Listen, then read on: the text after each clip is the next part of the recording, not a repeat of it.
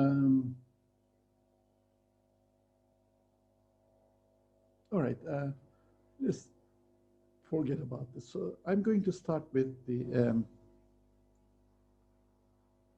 self-inductance of a solenoid, right? So solenoid is basically this shape in here, um, something like that, and there's a wire that goes around it. So basically, the wire is coming from somewhere, but it basically is. There are many windings in here. In any case, let me not show all of them. So eventually, it goes out. So there's this kind of a circuit in here. So I'm going to call the current along the wire as I. Okay. In any case, so there are these parameters in here. So we have A, and we have the length in here. Sorry, the length. Sorry, I think I need to use the letter L for the length, because capital L I'm going to use for the self-inductance. Right. So A is the cross-sectional area.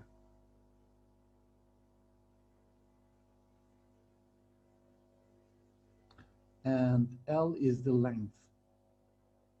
Okay, so we are making this long solenoid assumption. Long solenoid assumption.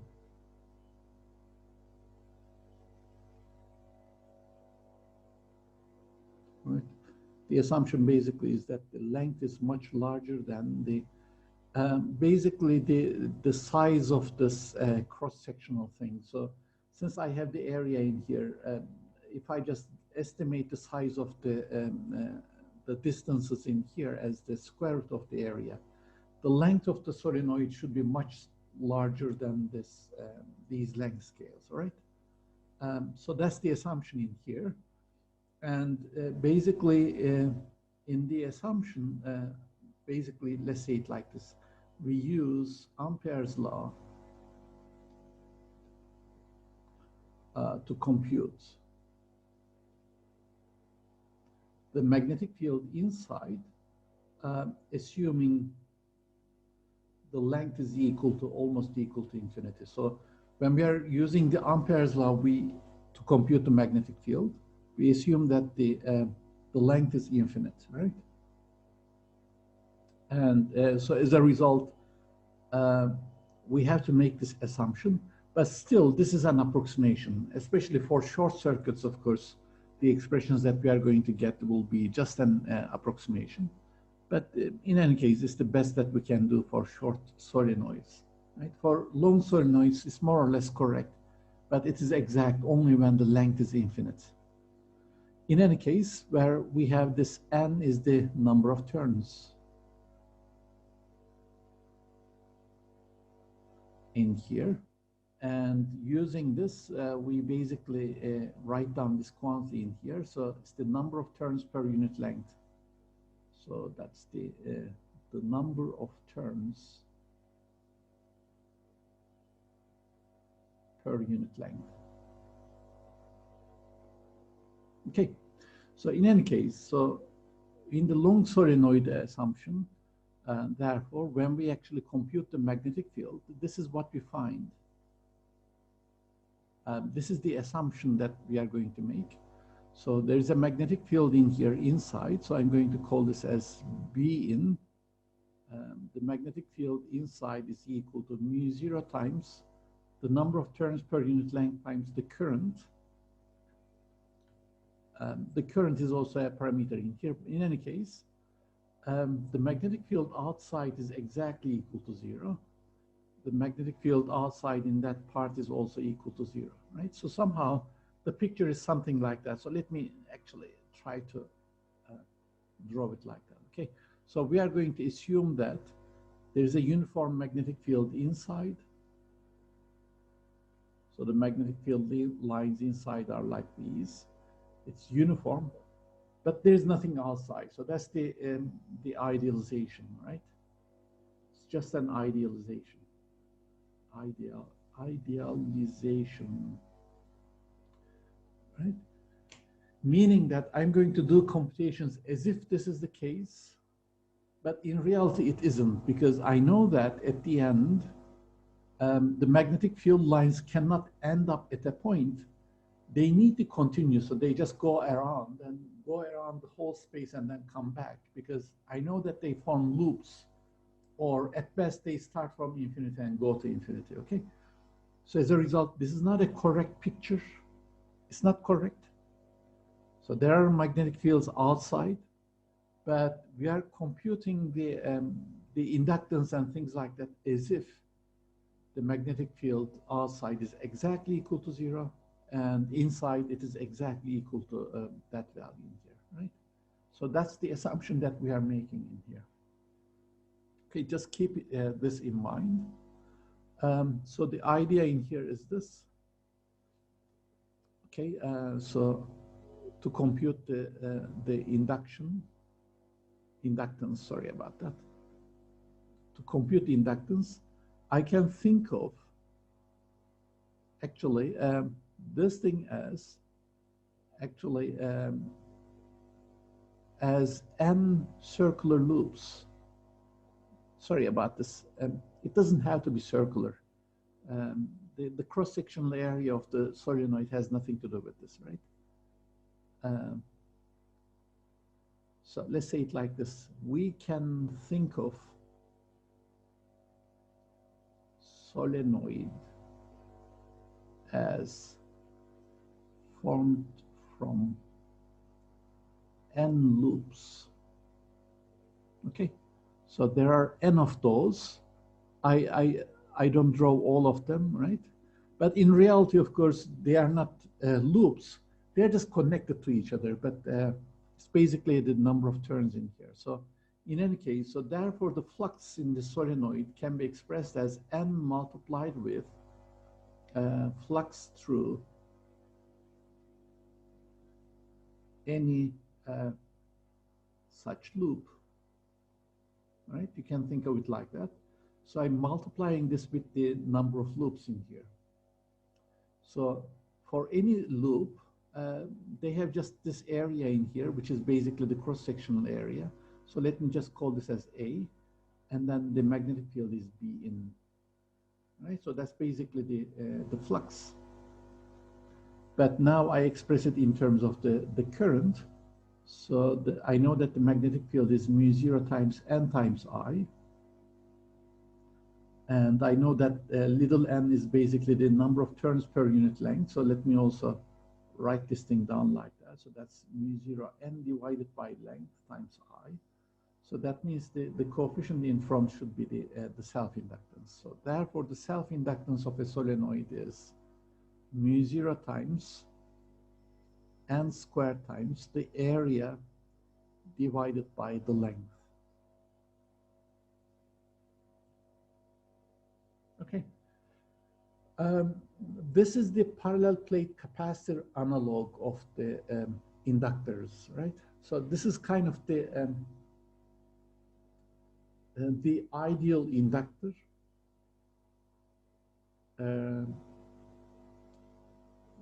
It's kind of it's a tool that we are going to use to describe inductors actually, but in reality, of course, the real inductors will usually be shorter. So you can see that to produce a larger inductance, the cross-sectional area should be larger and the length should be shorter.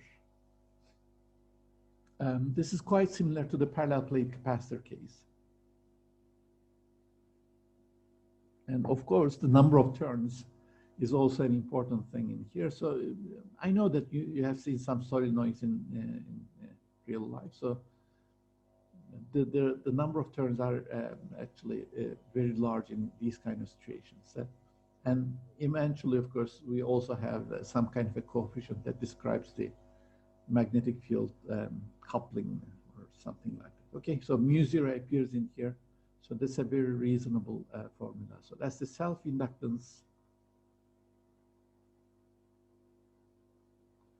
of a solenoid. Okay, I'm not going to describe anything further. Sorry. So we are not going to go into the, I don't know, the details of that relationship and things like that, all right? I'm not going to do things like, for example, writing down the self-inductance of a toroid and things like that. But I'm going to use this formula later when we discuss the energy in an inductor. Okay, I'm going to come back to this.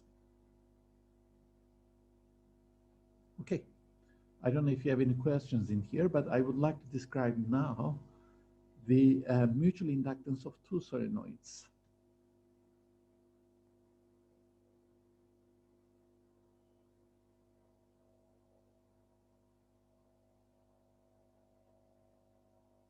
Okay, they can be interacting only if one of them is inside the other one.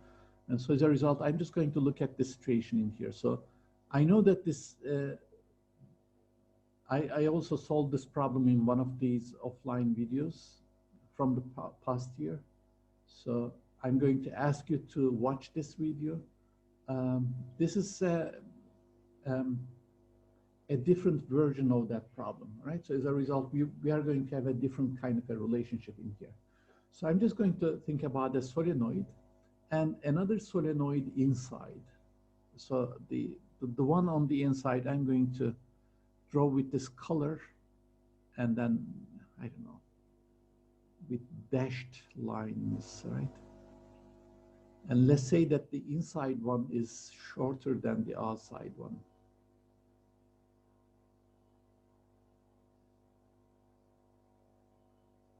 Okay, it's something like that.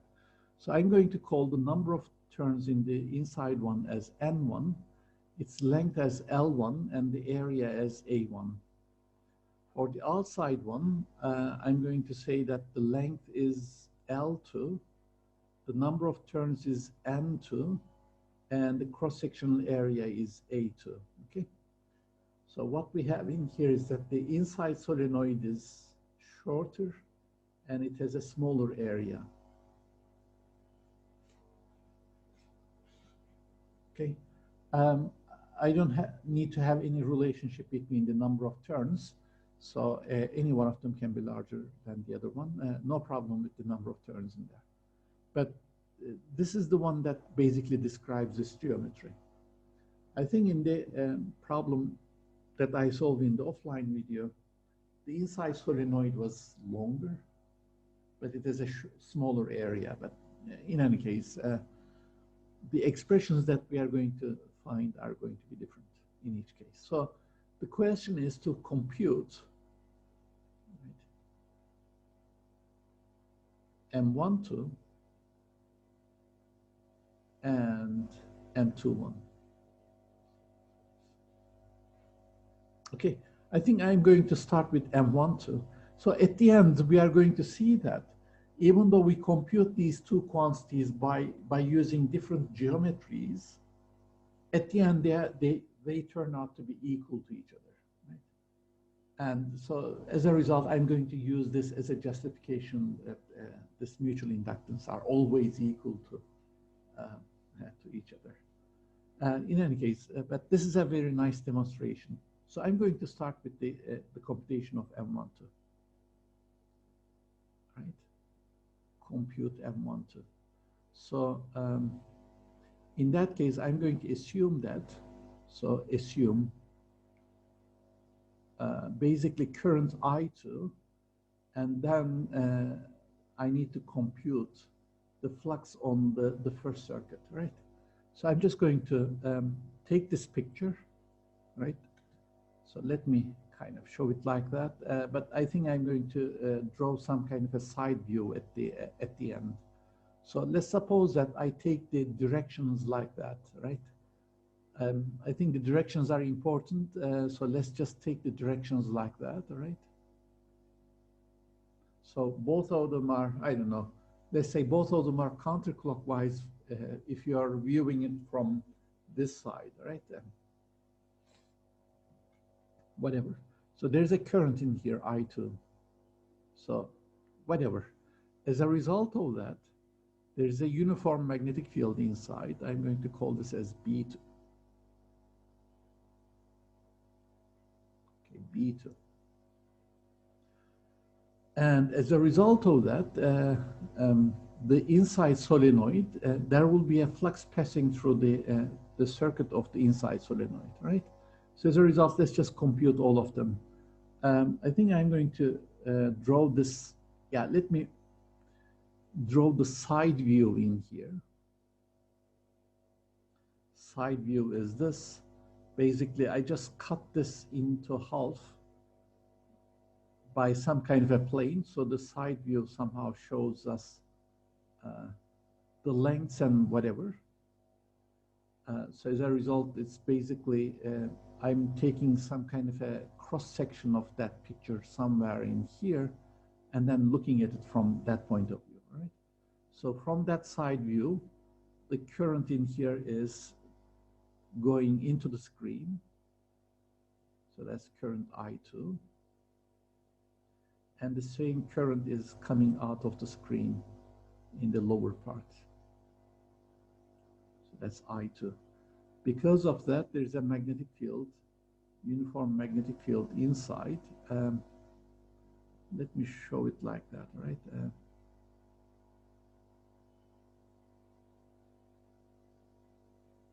Okay, so that uniform magnetic field, B2, is everywhere on the inside, and especially is passing through the inside of this inner solenoid. And then we have the top view. Top view is the view from this side, in which case I just see only the circles in here. I don't see the lengths. So we have this outer, this is the outer solenoid where the current I2 is along that direction. And this is the inner solenoid. And the magnetic field is basically pointing towards us.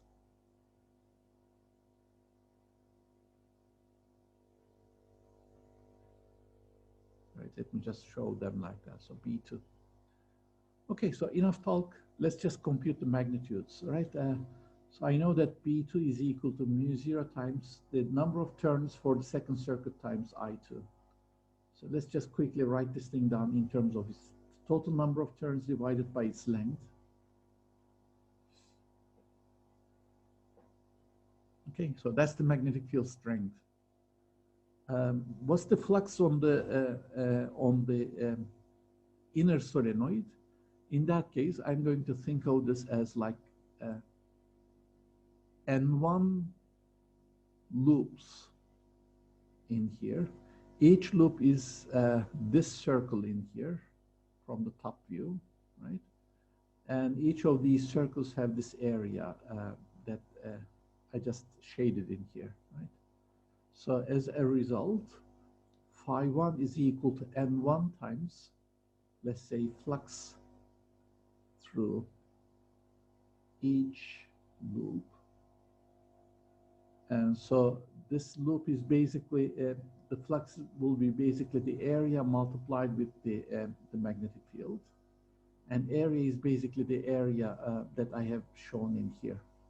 So it's the area of the inner solenoid. In any case, let's just write down everything in here. So B2 will be mu0 N2 divided by L2 times I2. So therefore, this is equal to M12 times I2. So the mutual inductance in that case is equal to mu0 times the product of the number of turns, the area of the inner solenoid divided by the length of the outer solenoid. Right? It's some kind of a geometrical thing in here, but it's not the area of the outer solenoid, or it's not the length of the inner solenoid. They don't enter in here. It is this particular combination. So whatever, I mean, that's what the calculation has shown. The mutual inductance is proportional to the number of turns in the first circuit. So that's reasonable, actually. It should always be proportional to the number of turns.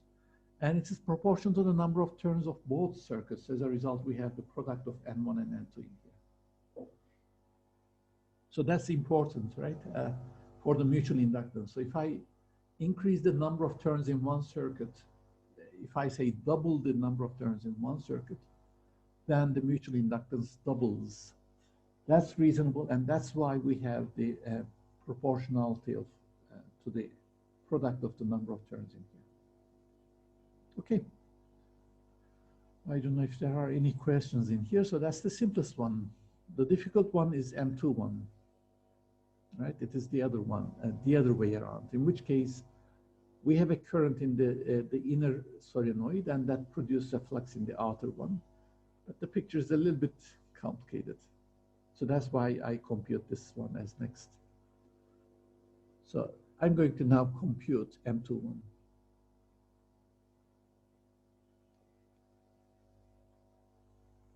Okay, again, I'm going to repeat the picture. So this is the 3D picture, but I'm going to draw the side view and the other ones as well. So this is a gray color. Okay, in that case, there's a current on the first, the inner solenoid. Sorry, it is I1. The current is I1. Because of that, there's a magnetic field inside, but that magnetic field is only inside the inner solenoid. And because of that, there's a flux on the outer solenoid. That's phi 2. And we would like to compute this. We have the side view. I think I'm going to draw the side view like that. Yeah, it's this in the same way, sorry. There's nothing special about this side view. It's the same side view. And this is the top view.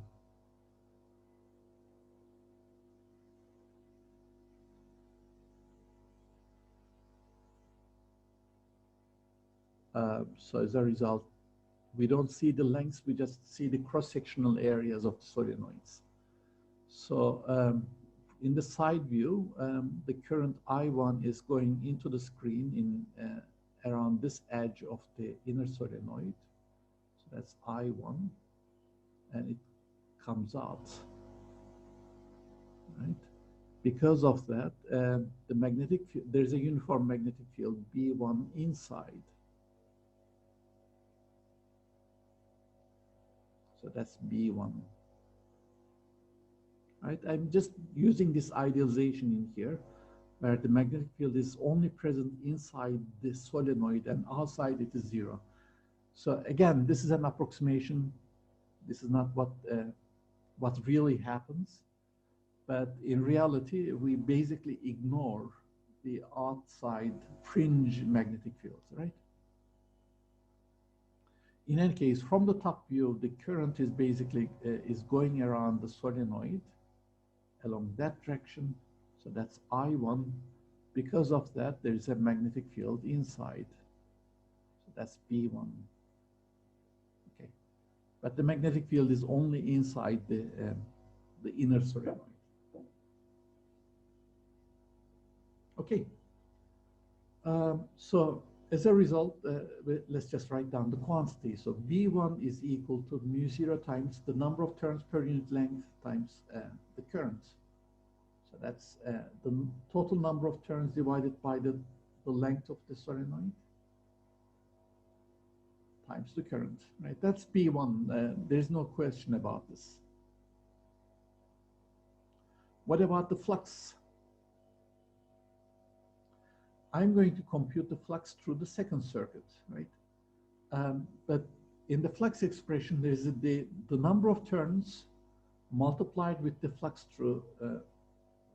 Let me write this thing down explicitly. So this is I need to multiply the number of turns with the flux through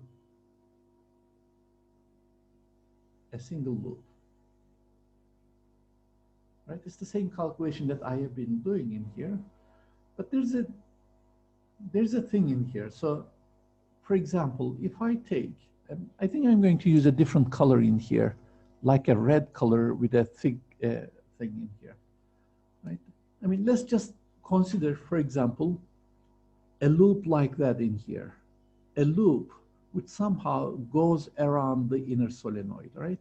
That loop is going to look like this in here.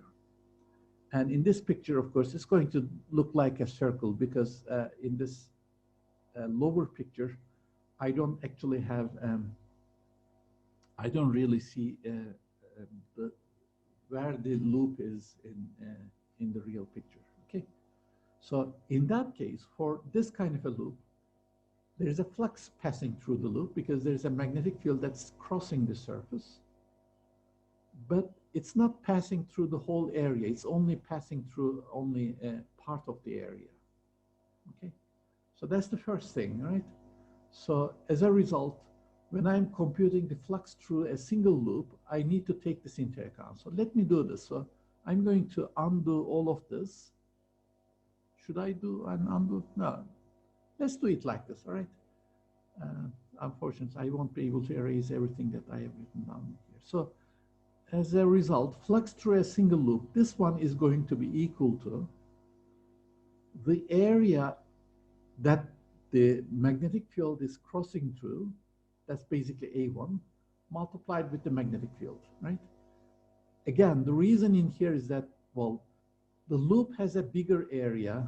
It has area A2. It is a bigger area, but the flux is not passing through the whole area in here. Why? Because the flux is passing through a smaller area, A1 in here. So as a result, that's why I'm multiplying the magnetic field with the area through which it crosses. Okay? So that's the first part. The second part in here, the number of turns. Some people who write N2 in here, well, it is not N2 because I know that, for example, if I consider a loop in here, in this picture in here, if I have a loop in here, there is no flux passing through that loop, right? So no flux in here, because somehow I assume that the flux is inside the inner solenoid only, so therefore there should be no flux in here. So as a result, I cannot write N2 in here, so that's incorrect. Okay, so as a result, I'm going to write something else. So I basically need to count all the number of loops that somehow has a flux, right? These are basically all loops that have a position in here. So all of the loops in here. So I just need to write down the number of loops in here, right? Number of loops. Since the length in here is equal to L1 and the whole length is equal to L2, this is basically N2 times L1 over L2.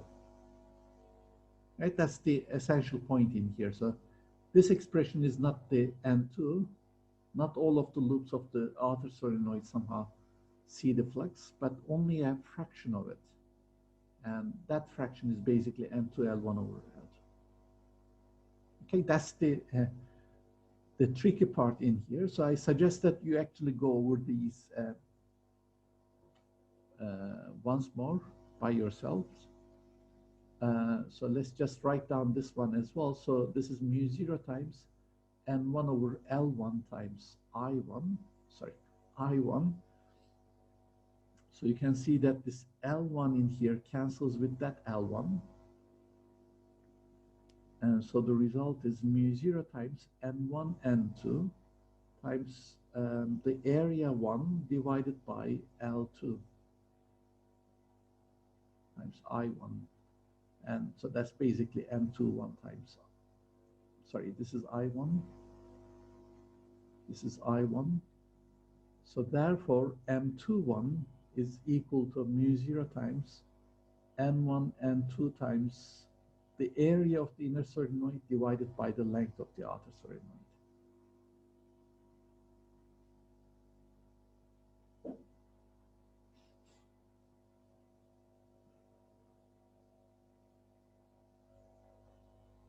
Okay. Let's see. Yeah, what was it? Yeah, it's the same expression, right? A1 over L2 in here. It is A1 over L2. So as a result, we can easily see that this M12 and M21 are the same. So it's just a demonstration of that equality in here. So the strength of the coupling is actually doesn't depend on which circuit the current is flowing and in which circuit you're measuring the flux. All right, I could have derived the self-inductance formula from this. Um, let's say deriving self-inductance formula from M12, because in that case, I kind of assume that both of the solenoids are, well, still they are inside each other, right? They are inside each other, so something like that. But they have the same size, so as a result, I'm going to assume that both have the same length L, both have the same area A, and both have the same number of turns. In that case, the mutual inductance, yeah, M12, which is M21, that's going to give us mu0 times n squared area divided by length. So that's the self-inductance of a circuit. So, I mean, to compute the self-inductance, I can assume that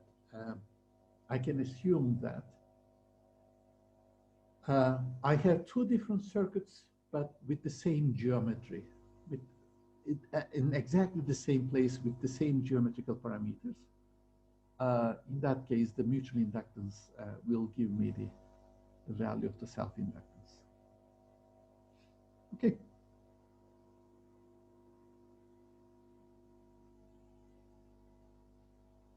All right. So in any case, so therefore, we then talk about an inductor. This is usually a coil in the form of like that, right? Yeah, whatever. It's kind of a solenoid. It's actually a solenoid, right? Solenoid, but the coil is also is used a lot. We say bobin in Turkish, right? So it's basically part. It's not the full circuit itself. It's basically part of the circuit. Right? So it's basically some kind of an arrangement where the wire somehow is put into a certain shape in such a way that the self-inductance has a large value. Right? So we have a circuit symbol for that.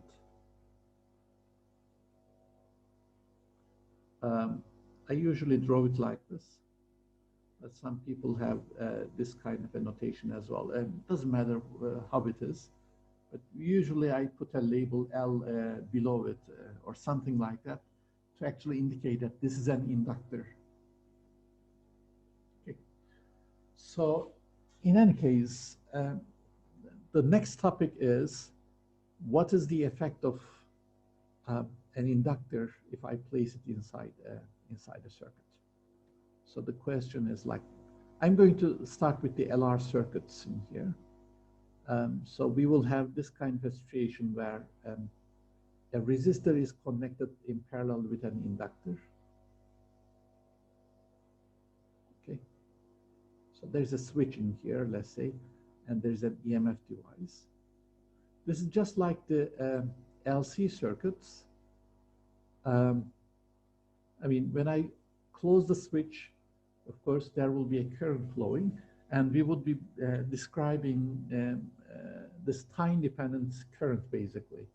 So when we analyze this, we are going to see the function of the main function of the inductor in a circuit, right? So let me just do it like that. So as a result, tomorrow I'm going to concentrate on this. But the essential idea in here is this. When there's a current flowing on an inductor, let's say it like that, right? So that's the part of the circuit. So when there's a current flowing in the inductor, there's a flux, which is significant on the inductor. And if the current is changing, right? If, let's say, I is changing with time, there will be an EMF because of the Faraday's law. So that's the rate of change of the flux. So therefore, there is an EMF which is given by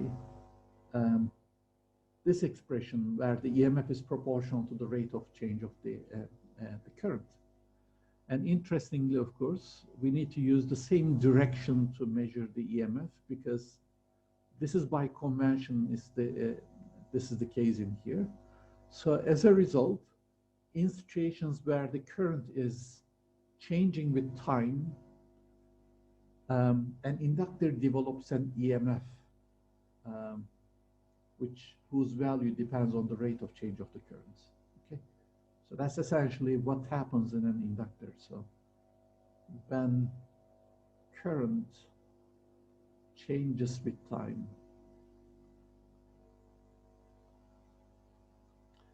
an EMF is produced on the inductor. All right. So this is basically the job of the inductor. Later, we are going to see how this thing acts. So we will basically see that, for example, if the current increases, this EMF is actually in the opposite direction. So therefore, it kind of tries to prevent this increase in the current. Or vice versa, if the current decreases, then the EMF should be in the forward direction. So somehow it's some kind of a structure that, in a way, tries to resist to a change in the current, right? So that would be very important. So tomorrow we are going to see the details in here. So first we are going to write down the circuit equation, then we are going to see the phenomenology. Okay. So as a result, let me finish it in here and ask if you have any questions.